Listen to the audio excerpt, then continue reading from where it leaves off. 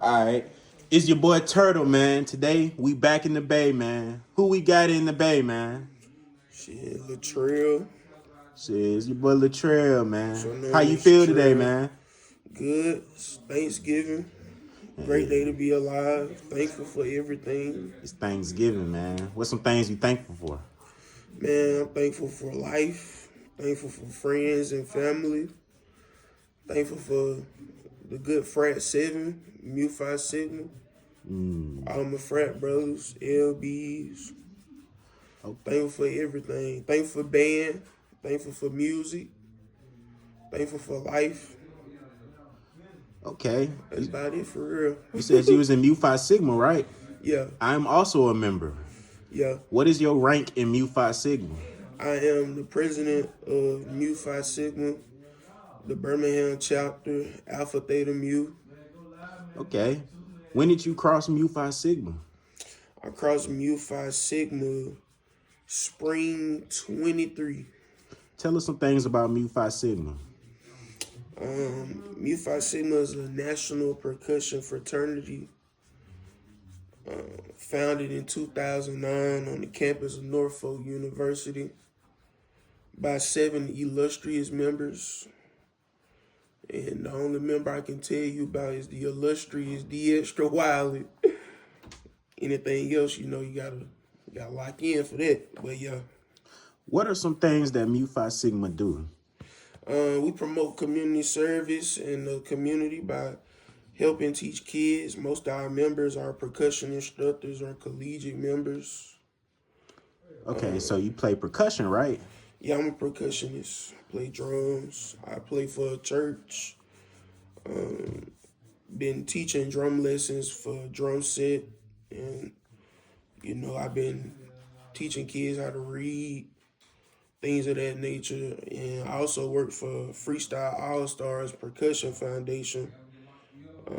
I get community service in through that by helping kids in the drum line with marching material. Okay. How long you been playing percussion? I've been playing percussion since I was about, I'd say 8 or 7. I got my first drum set. My dad bought me my first drum set. It was a first act drum set. I got it from Toys R Us. Okay, as a percussionist, how do you look at life? Do you feel like being a percussionist has makes you have a different outlook on life Being besides a a regular person? percussionist is kind of different. Drums is kind of my life. That's a hobby. It's a hobby and it's a trade. I have a different definition of a trade. A trade is anything, any type of skill that you can teach somebody else, or any skill that you can profit from. And it's also a great way to stimulate life. It's a great way to track your life. Something that can put discipline in your life in the forefront type perspective. Okay, being a percussionist in Birmingham, do you feel like we have a good? Do you feel like we are good at being percussionists in Birmingham? Yeah, most definitely. Birmingham has had great percussionists. We've had great section leaders in the SWAC. We've had some people in the SIAC, MEAC, go be great. We've had people in the community that has came back and taught us and has put the forefront down. Who taught you how to play percussion? It was a few people who taught me how to play. One main one was Christopher Seltzer at Freestyle All Stars. Jeremy has taught me a few things. John Ashton Smith taught me a few things. Ashanti, section leader at Alabama State, I believe 2019 or 2020, one of those years. Now he was section leader 22. Ashanti was section leader 22. But yeah, he's taught me a few things, and on the road, down the road, I've also taught myself some things. But yeah. Do you like it better when somebody teaches you something or when you teach yourself? Um, I kind of like it better when I teach myself because I like the struggle. You know, if you don't struggle when you're learning something, you don't never get better. So I kind of like teaching myself things because it's the development phase that matters. You know, if you develop yourself, you will be greater than life itself. Describe some things that your percussion instructor taught you besides drums. You said Besides it's a way of drums, life. he taught me about. I could say he helped me with toning my anger into my drum. You know, calming down as far as like I guess with my attitude. You know, and that's a big part of discipline as well. But you know, and respect. He taught me respect through percussion. Do you feel like I know percussion is tough. Do you feel like there's respect amongst percussion players? Or do you Um, feel like it's kind of disrespect? it depends. It depends on the setting. If it's a professional setting, then yeah, they Do, respect you. But if it's I'll say if it's maybe like a marching band setting, then you have to kind of earn your respect in the ranks. where did you march at? I went to A&M for a minute. I won't say I marched. You know, I didn't really earn it to say I did march. I went to Miles a minute. I'm not gonna say I marched at Miles. I ain't really earned that to say I marched at Miles, but you know, somewhat. You know, I did perform with Alabama A&M coming in as a freshman at the World Games in 2022. So, you know, they don't like to say I marched, but hey, it's on video. I got the uniform on. What are the qualifications you would say you need to say that you marched at A&M? The qualifications, from what I've been told, you know, from what I've been told, you have to fully go through band camp. You have to fully march a full season, and you know, shout out to Mr. Wright. You also have to do symphonic band, concert band, and or jazz band. Okay, we were talking about marching band. Do you like those other things as well? Yeah, I feel like marching band is not really a very big aspect of band. When it comes to different bands, jazz band is 100% way more important than marching band. Jazz band will teach you how to read. It will teach you musicality as far as your playing style. It induces it turns up your music theory as far as you know different time signatures, playing in different time signatures, learning different time signatures, polyrhythmics, things of that nature. Did you look up to other musicians growing up? Yeah, I looked up to other musicians growing up. Not locally though. It wasn't that many locally drummers on video. One big drummer I love is Calvin Rogers. I love Calvin Rogers even to this day. Eric Moore, I love Eric Moore even to this day. Um, I know this is a weird one, but Buddy Rich, I love him, his jazz playing style. That's about it for real, as far as drums. Any other band? You said you marched at A&M. Any other bands that you look up to? Yeah, growing up, I would watch a lot of A&M, Miles, Alabama State. When Talladega first came out, it was a very big culture shock to me. I loved Talladega when they first came out. I loved Southern growing up. I loved hearing Southern's whole band growing up because it just sounded so beautiful, and it was something I wasn't used to hearing from Alabama. I love New Orleans mass band. I love their mass band. I love Memphis mass band. I love Mississippi mass band. I also played for AMB, Alabama mass band. I love Alabama's mass band as well. Describe Mass Band. What is Mass Band? Mass band is supposed to be just like schools have summer enrichment programs for the kids for learning for extracurriculum. It's the same thing, but it's for marching band. So it's supposed to be where the alumni and the current kids who march in high school, or the alumni from colleges, or current people who march in college, join together and play from their respective states or cities. Do you like playing for Mass Band more than you like playing for A&M? I wouldn't necessarily say that. I wasn't at A&M that long to say that, but I love mass band. I feel like mass band is more competitive than regular SWAC, MEAC, or SIAC marching. As far as you have a very big variety of people on different skill sets coming together and play. Okay. I know you said as a percussionist, that means you have to play all instruments. Yeah. What is your favorite percussion instrument? Drum set, but second to drum set, I would say timpani. I love timpani. How long have you been playing drum set?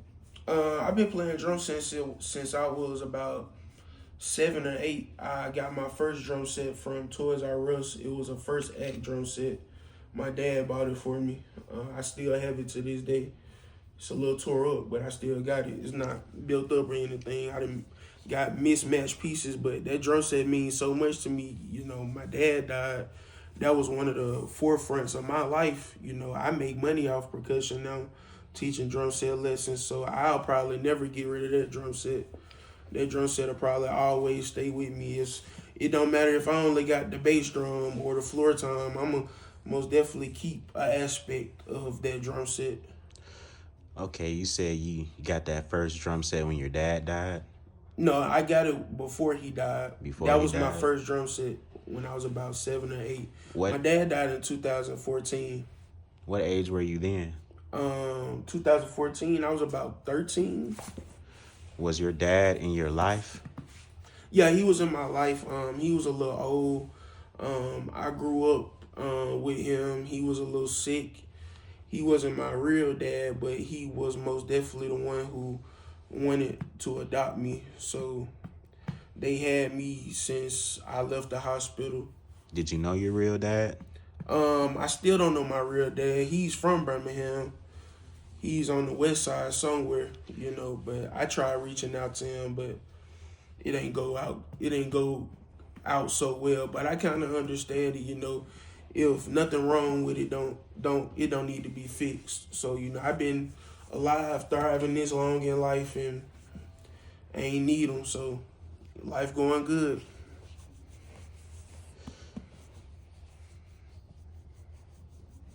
Okay. Being in Birmingham, do you feel like that was a problem?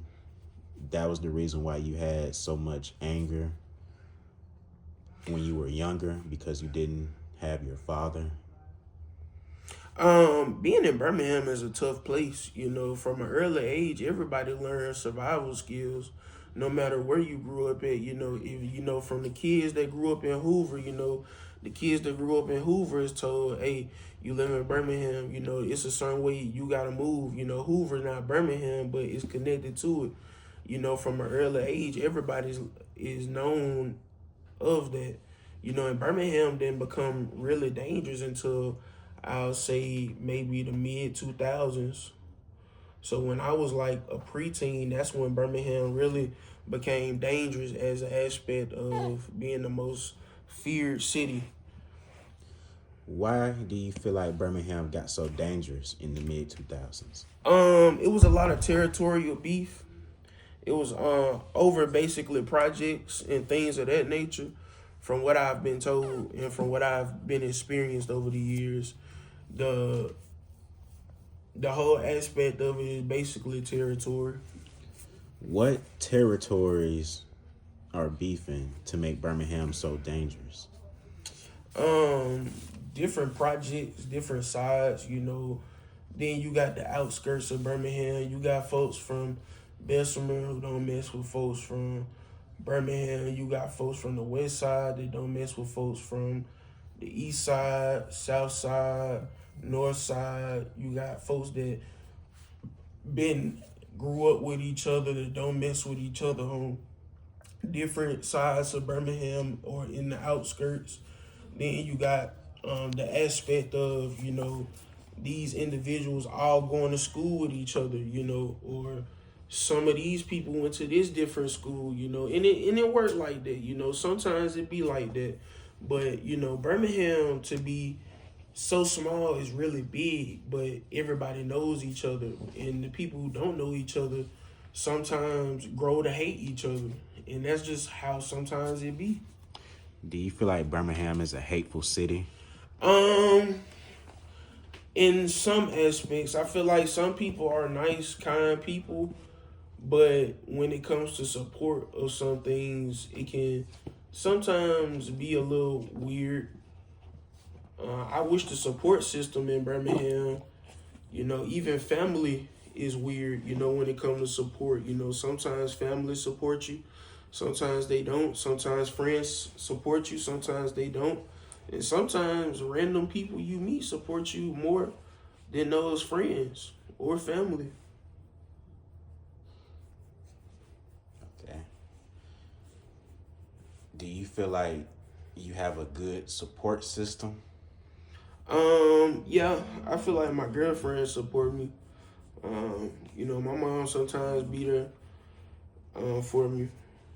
My biological mom, she's there in my life now.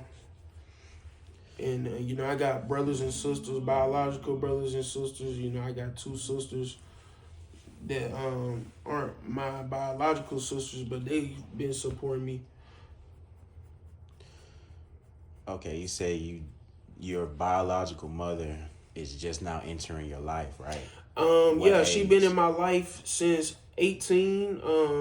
We reunited when one of my granddads passed.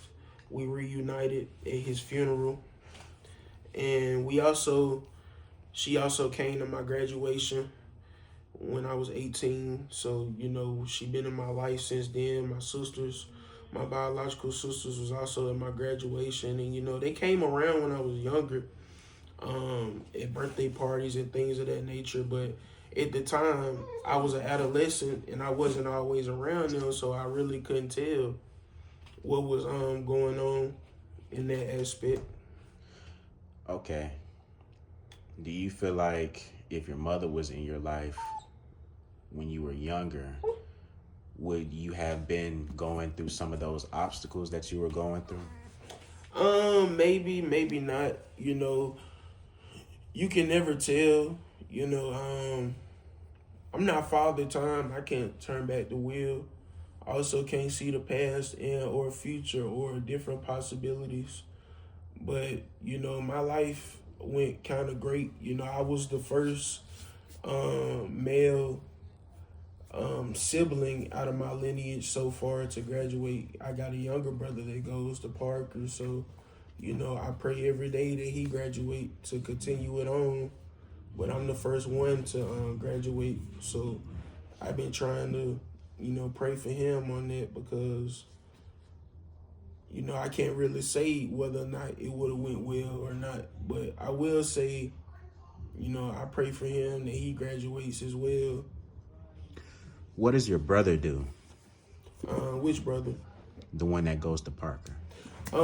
He just go to school. He like anime. He like stuff like that. He like to play the game. He like to be to himself, and I like that. They give me hope right there. Do you feel like we need more people like that in Birmingham? We need more people. It's a lot of people like that in Birmingham. They have like a annual anime convention here now. Somewhere, I don't know where it's at, but I be seeing a billboard every year. Do you like anime yourself? Not really. I'm not a fan of it. It's kind of boring and the monologue slow. Okay, do you watch television or YouTube or anything like that? Yeah, I watch YouTube and I watch Netflix. What are some things that you watch on YouTube? I watch a lot of drum videos, band videos, music, reality shows, things like that. YouTube channels, interviews, pop the balloons. I love those. Those be funny. But yeah, I watch a lot of things on YouTube. What are some things that you like to watch on Netflix? Um, I love biographies. I like watching biographies. Um, I'm a big sci-fi fan, which I feel like is a, a more mature version of anime sci-fi because it's kind of in a way tied to the real world. It's not I agree with that animated. too. I watch a lot of sci-fi, science fiction stuff. Like, what are some things? What are some sci-fi shows that you like to watch? Big Harry Potter fan. I believe Harry Potter is the best prolonged movie collection in the world. The Hobbit comes second. The Hobbit movies are too long. If they shorten the time of the Hobbit by 30 minutes, I feel like I will love the Hobbit more. Me personally, And Lord of the Rings. I like watching Star Wars. That's my favorite franchise. Star Wars too. Shout out love to Star Wars. Shout out to Star Trek. Shout out to all those. Those the OGs right there. Shout out to Transformers. Shout out to the old Transformers, not the new ones. Shout out to Power Rangers. Shout out to all those sci-fi movies. Shout out to all them. But yeah.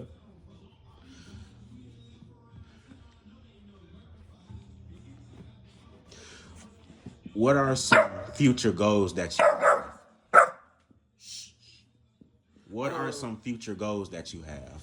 Future goals would have to be finishing welding school. So far, I've been to trade school, but right now, I'm working on actually getting my degree in welding.